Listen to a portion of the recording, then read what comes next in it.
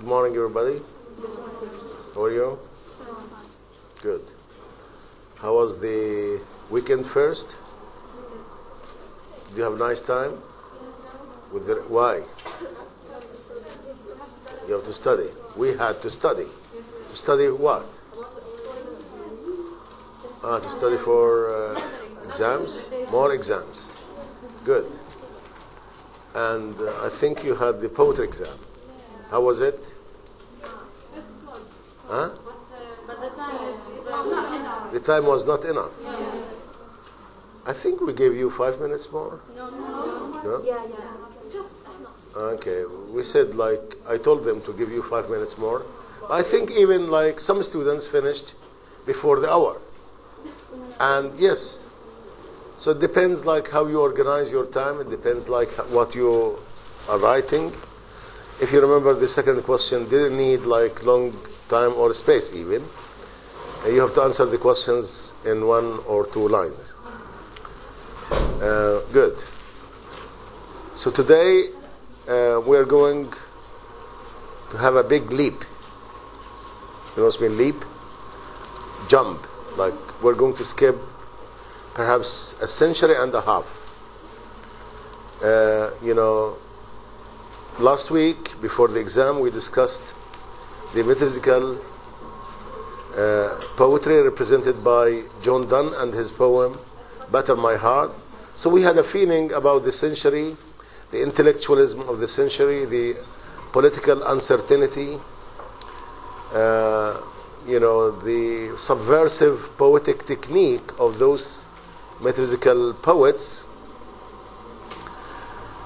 We also saw, when I gave you a historical background, how the 17th century was full of revolutions, unrest, instability, political controversies and debates, and how it ended, or the revolution itself ended with the restoration of the king. Today we're skipping the restoration period. However, I think it is indispensable, if not imperative, that we should talk something about that period, because it is difficult to estimate or understand Romanticism without talking about the restoration period, or what is called alternatively the Age of Reason or the Augustan Age. I don't want to start lecturing before listening to your reports, and if you have a response, I don't mind. But I want to listen to reports, because it seems like after the exam, some students had something to say. Yes, please.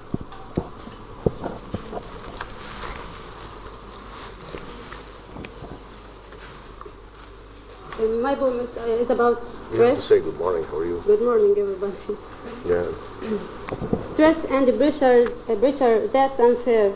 There are many duties to have, so I have to take care. Exams, presentations, and researches everywhere. Go to this library and another one is there. Look for books in shelves ground and there. Would you mind boring some, sir? Thinking and rethinking is what to do and dare. Am I have that choice to say stop or or I guess no. I just have to obey. Anyone help me, please? I can't stand and bear. Thank you. Thank you very much. It's a wonderful poem, and it shows that we are on the right track. We teachers, we department, we are on the right track, because yes, we succeeded in putting you in much trouble. And I think this is where you can learn, where you can develop your skills. Yes, I was thinking of the oxymoron which says, this is what we call the delicious torment. Something is like torture, torment, but it is delicious. Why? Because you benefit, you learn from this experience of being under the pressure of the exam, under the pressure of lectures, classes, coming in even under the pressure of fluctuating weather. It's good. Okay, there is space for another report. And this time I have to pick out one. Yes? Yes?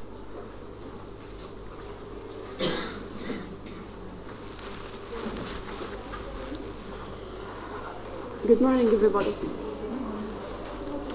In that day, we come to the lecture with frustration because we suffered a lot in that day and we had an examination. Actually, at the beginning of that day, I came with some motivation to the poetry lecture, but unfortunately, I remembered our exam and began to feel in pressure. I believe in that condition which says if you study hard, you will get a high mark. But what is the benefit we harvest because of the serious study and then we feel like a broken heart? Actually, I don't like to make you hate exams. I don't want to exaggerate. Just what I like to say that the crowded schedule of exams this semester made me to become so desperate. Oh God, I forgot to talk about the poetry lecture. Actually, this is the only thing I admire because it motivates me to like it with some feelings of desire. We continued explaining about the poem of John Donne and discussed many issues about that with some fun. After that, Mr. Habib explained for us the main features of metaphysical poetry, and then we talked about the exam of poetry, and he advised us to concentrate in our study by saying poetry is poetry. Oh, this is very interesting. Right. Thank you for your reports. Today it's supposed to be a general background about Romanticism. And as I said in the introductory note, we cannot understand Romanticism without understanding the period before that. So the Restoration period, which was called alternatively the Augustan age, was the age of reason also.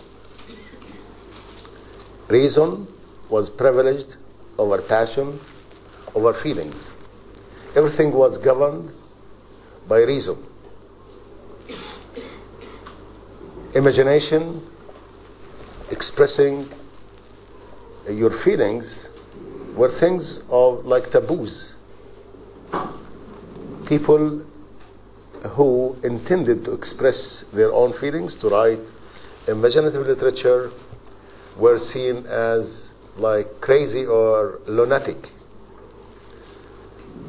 The age was characterized by certain rules, certain social and even poetic rules.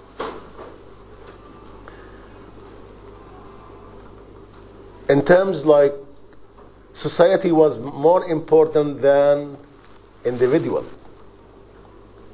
It was the age of industry. I mean, we are talking about 18th century.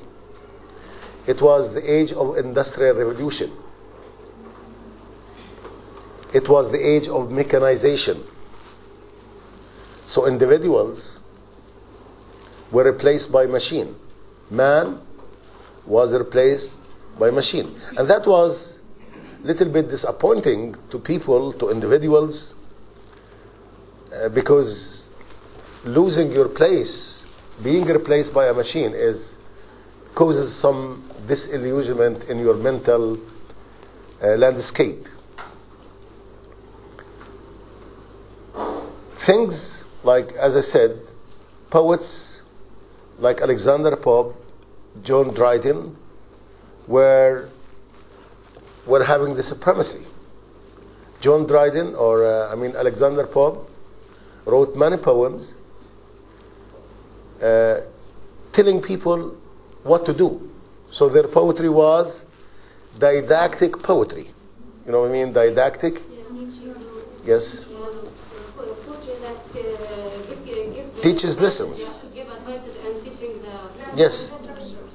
Yes, their poetry was didactic. They were telling people like what to do, how to behave.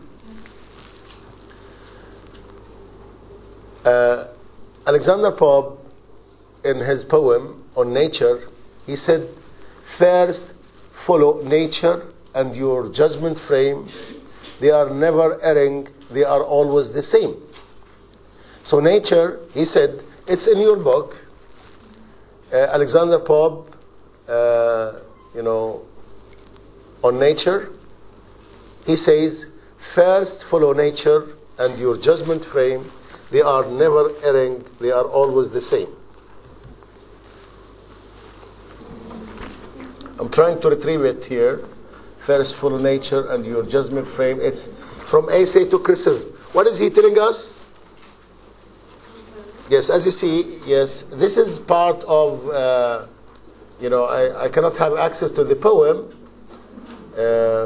Okay, but we can skip it. So as you see in the poem, he's telling us what to do. To follow nature, to follow nature, and follow reason. Nature was full of rules. Later in the Romantic period, we're going to see the Romantics following nature. But their perception of nature will be quite different from the neoclassical perception of nature. The neoclassics, those poets of the Age of Reason, believe that nature was an example to be followed because it was systematic. It was following rules. The day was following the night in a very systematic, the seasons. So if you want to learn how to organize yourself, you have to look at nature, which is methodized according to what Alexander Pope says in Essay in Criticism. So their main concern was not to sway, not to to go astray. So if you follow reason, your mind, if you follow nature, you're going to be all right. However, if you follow your imagination, if you follow your idiosyncratic feelings, you'll be, yes, you'll be mad, you'll be marginalized, you're not a normal human being. Within this culture, the culture of reason, as I said, the main concern was society. The position of the individual was relegated, down, got a very minor place in the concern of the age itself. So the individual position was not seen. Individual was not seen as what the Romantics would later say, a reservoir of possibilities. The individual was seen as only a member in that community. So you are only important as long as you are part of that community. Even children were not looked at as being innocent, but children were looked at as being the would-be men of of a society, like the men they are children, but they shouldn't be dealt with as children. They should be dealt with as grown up. So it was a culture. It was a very culture of restrictions. And even in poetry, they had certain poetic rules. They have something called heroic couplet. What is heroic couplet? Heroic couplet, if you look again at first follow nature and your judgment frame, I think you would find what is heroic couplet of 2 lines. So first follow nature and your judgment frame. They are never erring, they are always the same. And if you continue, you'll have also, each 2 lines have the same rhyme. This is like a rule. If you want to write poetry, you don't have to write it in different rhyme. Otherwise, you're not writing good poetry. And even their poetry was characterized by what is called poetic diction. Poetic diction. What is poetic diction? They believed that if you want to write good poetry, you have to choose words which are apt to poetry. You have to choose words, highly sophisticated words, not demotic, not popular, not everyday language. Poetry has a special language. So, for example, you cannot use the word horse, because horse, instead, you should be using words like steed. Steed, which means horse. Horse, instead of horse, you use steed. Instead of, field. Field is everyday language. Field. Instead of field, you have to use Lee. Lee. The word Lee. You see? Instead of, for example, lying, to lie, you know what I mean, lie? Or lying. You can use recumbent.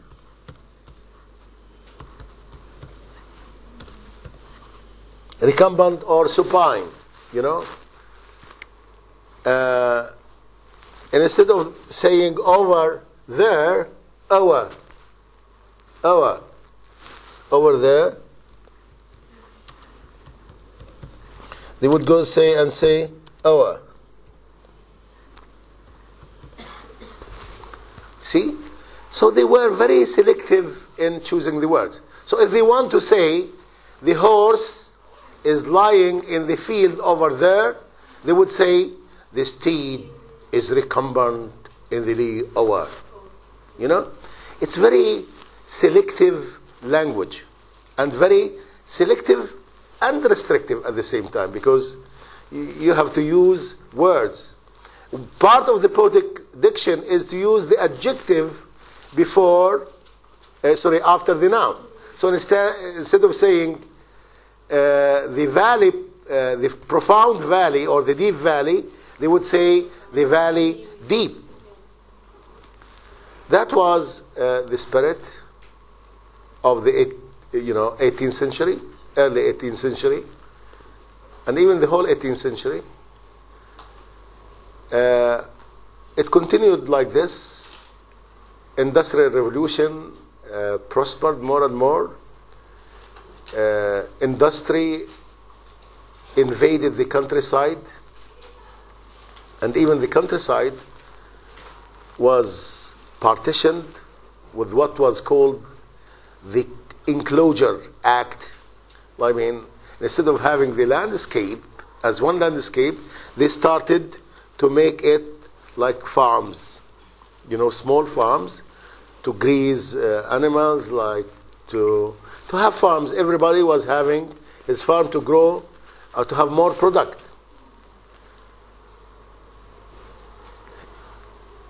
William Blake, the pre-romantic poet, was born, I think, he was born 1757. So he was born in the middle of the century, and he was born in London. And when he started, he learned at school. There were schools, but he didn't continue. He learned as a printer, as a grave digger.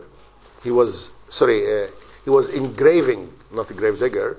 He was engraving on graves. He was engraver. You know what's mean engraver? Like digging on stones and copper. He was an artist. So William Blake started. He was an artist at the same time he was a poet. But when he started to write poetry, his poetry was not read. He was not. Why? Why do you think his poetry was not read? He didn't publish it. He didn't publish it. Why? It's a good starting point. Why didn't he publish it? Perhaps because he was poor. This is a possibility. He didn't have money to, but he was working. He was a hard-working man. So I guess he had money to publish. But what other reasons? Why wouldn't he get his works published? What do you think? Maybe because it was against that age and against Yes, this is right. Because he was writing poetry against the expectation of his time. He was writing poetry, contradicting the spirit of the time. He was not conforming to the rules of poetic diction. He was not writing following the heroic couplet. He was writing poetry of vision, of imagination. That's why he was described as the madman. Yes, William Blake was described as a madman. Why?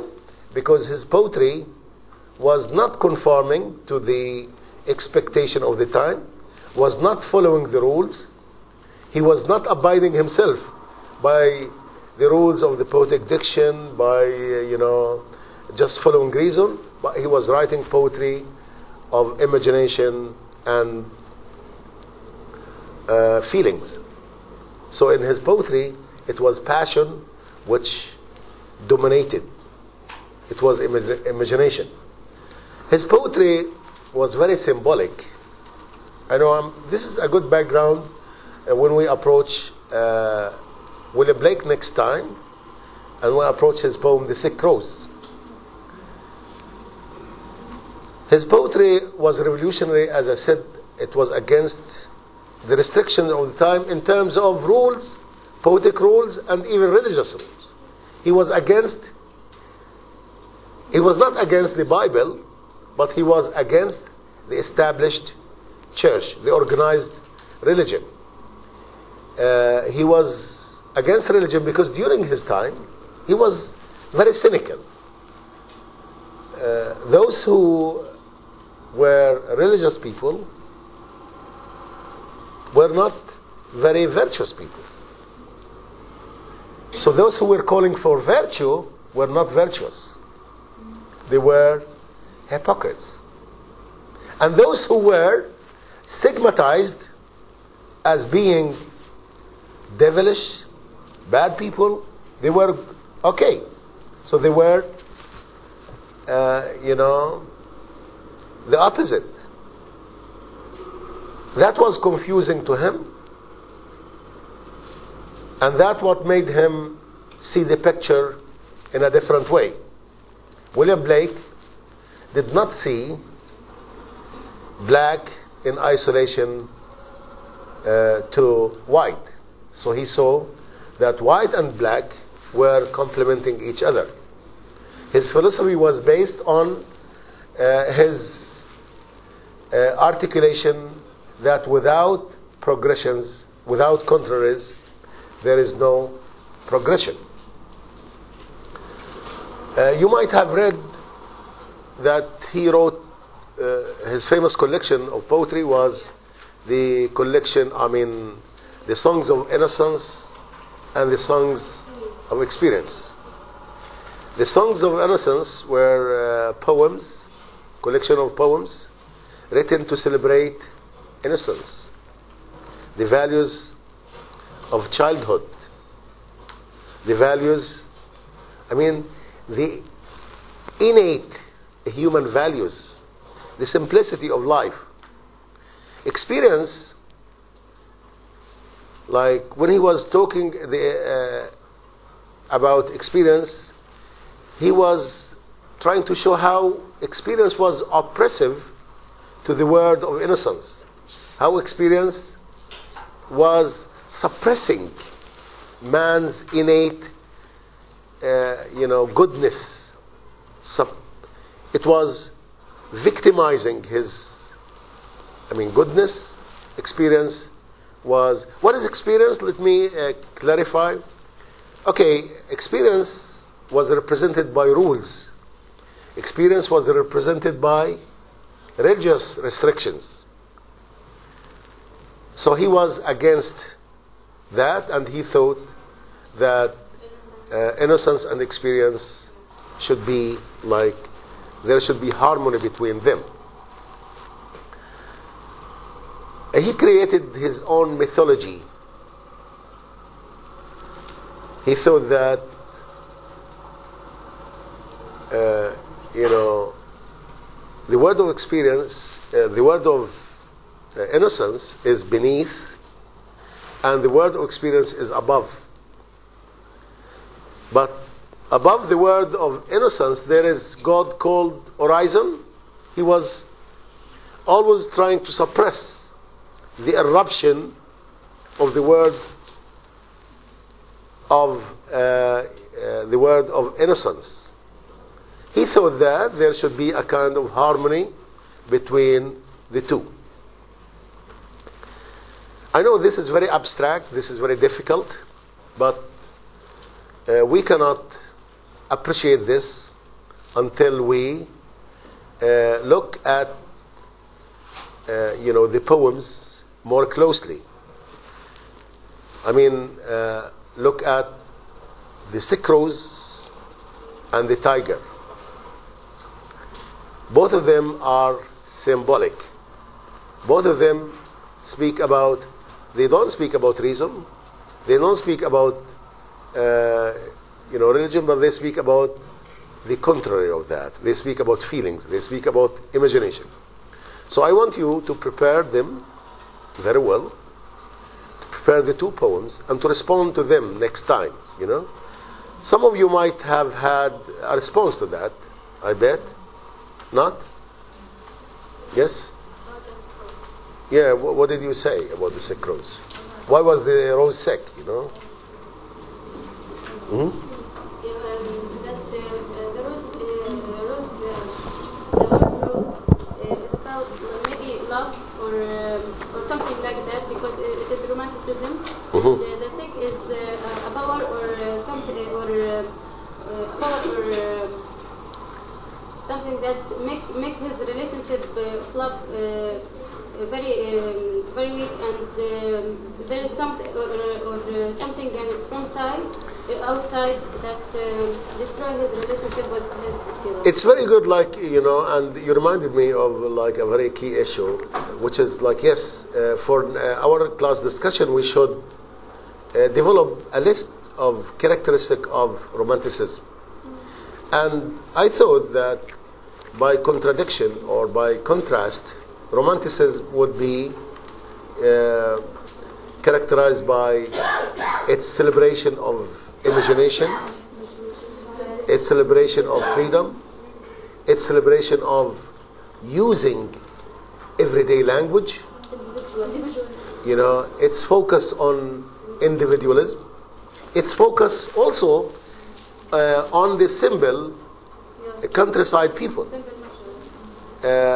If you remember John Dryden, I told you once, John Dryden and Alexander Pope focused on high class people. Alexander Pope, for example, in his famous poem, The Rape of the Lock, was criticizing the aristocratic people, the triviality of aristocratic lady. So he was very satirical in Ashtiful, and Ashtiful also, it's a satirical poem. Dryden was satirizing certain political figures during his time because of their corrupted practices. So poetry had different purposes. It was not speaking about ordinary people. Romantic poetry was talking about ordinary people, using ordinary language. Yes, the Romantics were fascinated with nature. Nature was a source of fascination, was a source of creativity. So when you read Blake, now our concentration on Blake, because Blake, as we said, he was, emerging in a time where, like, imagination was seen like a sin. See what I mean? Expressing your feeling was an atrocity. So that's why or a lot of critics dubbed him as pre-romantic, because he was the poet who paved the way for Romanticism. And this is like a focus in our, when we discuss, Blake, we are going to see how he paved the way for the Romantics. And when we talk about the Romantics, we should, talk about Coleridge and Wordsworth. So next time, we're going to discuss William Blake, his two poems. Hopefully, The Sick Rose, and then after that, the Tiger, Burning Bright. Do you have any question? Okay. Thank you very much. I know it was a tough lecture, but it's only a background, I'm not asking you questions in this. Later you'll find this easy. What I'm saying, you'll find it easy when you approach the poem, because this is like, a yardstick against which we are going to measure our, criticism or interpretation of the poems that would come. Thank you very much.